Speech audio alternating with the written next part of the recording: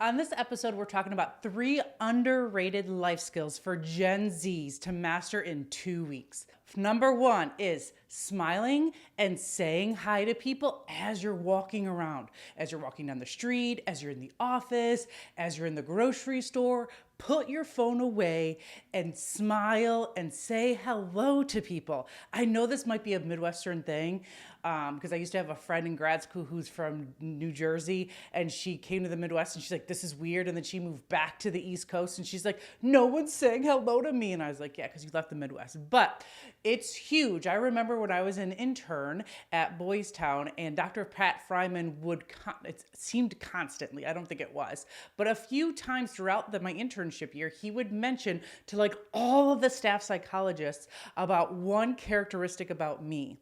And it was how when I walked around the office, I would always smile and I would always acknowledge people and I would say hello. And he's like, it seems so natural for you. And it is, because like my parents raised me just to look people in the eyes, acknowledge their existence, and say hello and smile. It does so many wonders. And if you can tackle this, and this should not take you more than like a few days to tackle and to conquer and to master, you will stand out in the office. People want to engage with you because you don't have resting bitch face, and you never know who is going to be around. You never know who is going to like notice you, like Dr. Pat Fryman noticed me, all because I smiled and I said hello. That is the number one unrated life skill.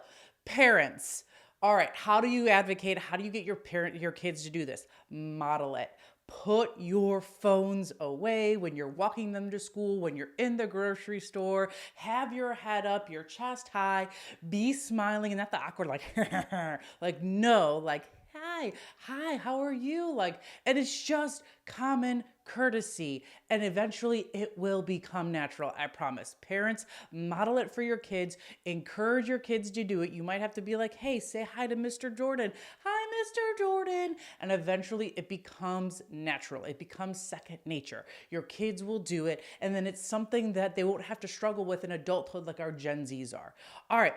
Number 2 underrated life skill is compartmentalization. I know that's a really big word, but here's what it is. It's essentially when you're having a big burst of emotions because something just happened, whatever it is, but you have to do something. You have to get something accomplished. You have expectations placed on you, and you can't just sit there on the floor and feel all of your feels.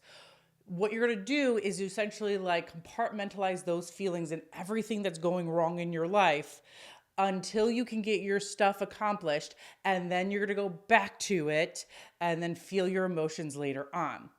So I remember it was about 3 years ago when I was at a coffee shop about 20 minutes from my house, and it was in the morning before I started seeing clients, and I received an email saying that the person who murdered my brother was released from prison after 27 years. And I remember I was devastated because I was the only person in my family who received these updates and these emails. And so I had to like call my brothers and tell them. And then we had to make arrangements so that like I would go to my parents' house later on that night. And like I had to arrange it with my husband and our kids and those kind of things so that I could go to my parents' house later that night to let them know, because it was going to rock their world. And then I had to like go see clients. So then I had to drive 20 minutes home back to my office, and I had to see clients. And so I had to compartmentalize because it's not fair to my clients to not be my present self and not be 100% with them. So I had to compartmentalize. So this is how you compartmentalize. I kind of do a visual. It's like, okay, think about Harry Potter and like the pensieve sink or whatever it was. If you're a Harry Potter fan, you know exactly what I said. Where like Dumbledore like pulls out thoughts and puts it in the sink and then is able. So it's kind of that same mentality. You're going to take out all of your feelings, all of your emotions, all of your thoughts about this specific situation. In this case, it was finding out that the murderer of my brother, was released from prison.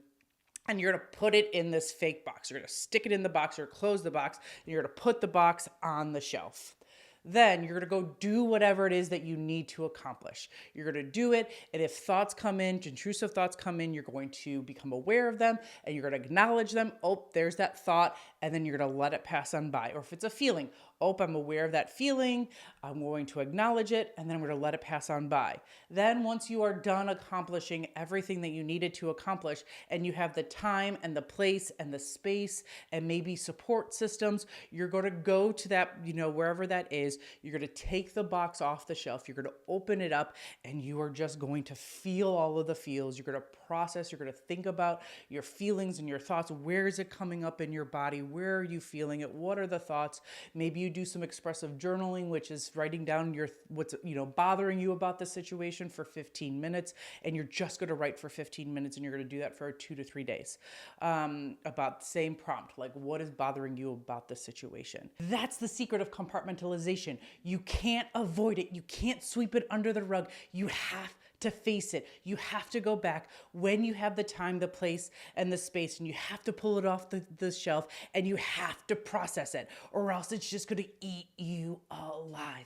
And that is not what I want for you all. All right, now parents, we talked about how can you compartmentalize for yourself? How can we teach our children to compartmentalize? It's the same kind of thing. When something doesn't go our children's way, when they feel disappointed, someone fell through, someone said, hey, we're going to go to Cedar Point, but now we're not going to Cedar Point, and they're disappointed, but there's other things that you have to accomplish. Like, hey, we're going to go to Cedar Point tomorrow, but today we had to get this stuff done. You're not going to be like, okay, honey, like you can just have a mental health day. Malarkey. Don't let them, they don't need a mental health day. They need to go and do, whatever it is that they're expected to do. They were expected to go to grandma's house. They were expected to go to grandpa's house. They were supposed to do gardening and weeding, or they were supposed to go to whatever it is. They were supposed to go to an activity. Have them go to that. Teach them. Maybe you give them 5 minutes to kind of talk through it, and then you go do what you need to accomplish, and then you come back, and when you have the time and the place and the space, then you pull it out. You let them draw. You let them talk about it. You let them act it out. You let them write. You let them paint, whatever it is. However your kid gets their feelings out, that's what's important. That teach them to do this, because if you can teach your child how to compartmentalize, I am telling you, it is one of the number one skills in life and in the workplace that I wish more and more people had. So, compartmentalization. Number 3, underrated life skill is doing something even when you don't feel like doing it or you don't want to do it. Now, I blame all the gentle parents out there for Gen Zs not wanting to do things and refusing to do things when they don't want to do it because your parents told you that it was okay and that you didn't feel like it, so you didn't have to do it. No, stop with the gentle parenting. It's not doing any of our children good things. It's not leading them to be adaptable. We want adaptable youth. That's what we want. So people, start doing things even though you don't want to do it. Here's an example. A few weeks ago, my husband and I went to see Les Mis, the play. And I was like, I was dreading it because I remember watching the movie Les Mis and it was so dark and heavy. And I was like, I get too much of this as seeing clients. I don't want to watch a movie and it be so heavy and dark and all of the things. No, I don't really want to go to see Les Mis. But my husband and I do a March Madness bracket every year competition. And whoever loses, which is always me, has to plan a date. And so I lost again this year. And so I had to plan a date, and I just knew that Les Mis was coming to our local theater. And I was like, he would love it. And so I bought the tickets and I made the reservation, and we went. And growing up to it, I was approaching it. I was like, I really don't want to see this. It's going to be dark. It's going to be a waste of my night. And oh my God. But I kept using the coping skill. Here's the strategy. I kept using the coping skill. He is going to love it. And I'm going to pour into my marriage because I value pouring into my marriage and showing him that I love him enough to go see something that I don't really want to go see. But here's the thing. I actually liked it. I mean, I wouldn't say that I really liked it, but I liked it enough. It was much more enjoyable than the movie. There was humor, and it wasn't as dark, and it wasn't as heavy. So Why is this important? Why is it important to do things even though you don't want to do it? It's all about relationships, because you're not going to want to do everything that your spouse wants to do, but you're going to do it because you love them. The same thing, like you're not going to love 100% of your job, but you're going to do it because you know that's what's expected of you. And if you can learn this life skill, you're going to thrive. Parents, how can we get it? Take your kids out on errands. Make them go out and do things that they don't necessarily want to do. How boring is it to, go to the dentist and have to sit in the waiting room and blah, blah, blah, all of those things. But still make them do it, because it's okay, then we can go do something fun and you're pouring into this relationship. Or here's another example, TV. How many of you guys have, siblings that you always used to get into fights with your sibling about TV, and you don't want to watch this and I don't want to watch this and well, you take turns. I'm going to choose the show this time. You're going to choose the show next time. If you want to watch TV, you have to, and it's my turn, well, then you have to watch what I want to watch. And then when it's your turn, I'm going to watch what you want to watch, even though I don't want to do it. That's the give and take of relationships. It is so important. All right, so Gen Zs, I'm encouraging you, I am pleading with you to practice these skills, and I promise you, you can master them in the next 2 weeks. Smiling and saying hello, super easy. Compartmentalization is going to take some time, and then doing things even though you don't want to. You're gonna just have to force yourself to do it, and that is okay.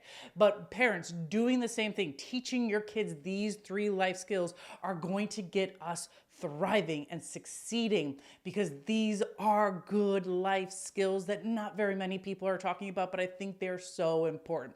Now, here's the new thing I want to try.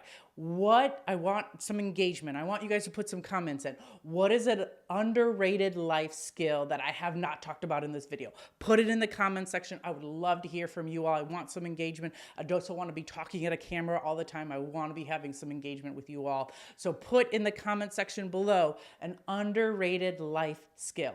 And by learning more of these life skills, even though people aren't talking about them, we are going to be thriving, and we're going to be succeeding, and we're going to be getting out of life what we want, and we're going to be throat punching this Gen Z mental health crisis. Let's go.